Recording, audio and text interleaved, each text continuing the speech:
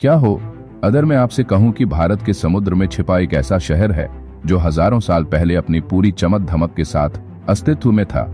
एक ऐसा शहर जिसे खुद भगवान ने बसाया था और जो आज भी समुद्र के अंदर अपनी कहानियों और रहस्यों को छिपाए हुए है।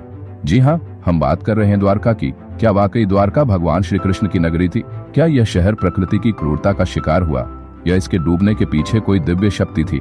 द्वारका के पानी के नीचे छिपे पत्थरों और खंडहरों की कहानी क्या कहती है? आज इस वीडियो में हम आपको उन रहस्यमयी सुरंगों, खजानों और अदृश्य शक्तियों के बारे में बताएंगे जो द्वारका को इतना खास बनाती है। तो चलिए शुरू करते हैं इस रहस्यमयी यात्रा को। द्वारका का नाम सुनते ही सबसे पहले भगवान श्री कृष्ण की छवि आंखों के सामने आती है। कहते हैं जब मथुरा पर बार बार हमले होने लगे तब श्री कृष्ण ने समुद्र के किनारे एक नई नगरी बसाने का निश्चय किया। कहते हैं कि यह नगरी ऐसी थी जिसे देखकर देवता भी चकित रह गए।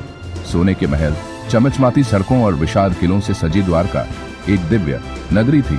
लेकिन सबसे बड़ा सवाल यह है, क्या यह नगरी वास्तव में थी या यह सिर्फ एक पौराणिक कथा है? 1983 में भारतीय पुरातत्व विभाग ISE ने समुद्र के भीतर एक प्राचीन नगरी के अवशेष खोजे। गोताखोरों ने गुजरात के तट से कुछ दूरी पर समुद्र के अंदर पत्थरों से बनी दीवारें, खंभे और सीढ़ियां देखीं। क्या मिला वहां?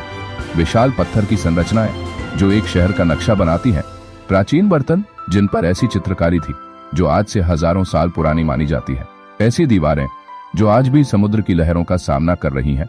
वैज्ञानिकों का कहना है कि ये अवशेष 9 साल पुराने हो सकते हैं।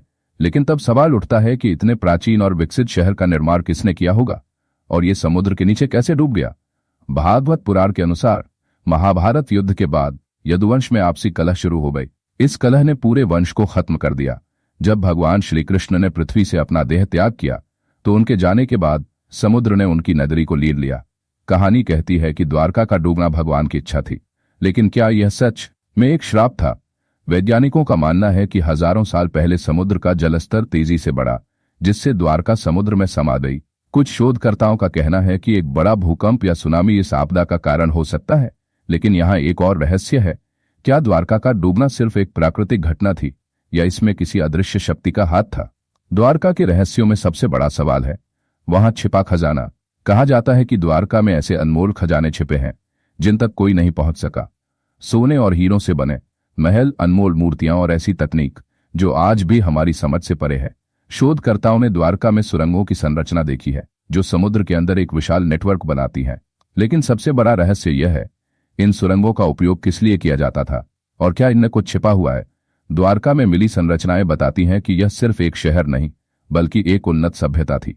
उन्नत वास्तुकला, ऐसी मजबूत दीवारें और निर्माण जो आज की तकनीक को भी चुनौती देते हैं।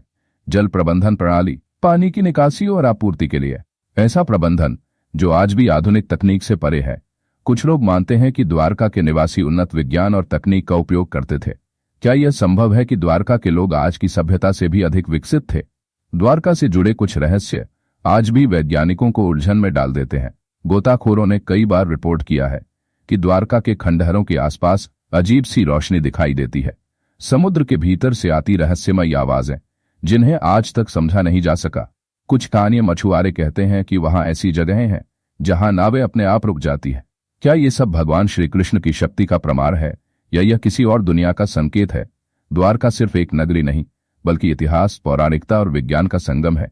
यह हमें यह सोचने पर मजबूर करता है कि हमारे पूर्वज कितने उन्नत थे और उनके पास ऐसी कौन सी शक्तियां थीं जो आज भी हमारी कल्पना से परे हैं।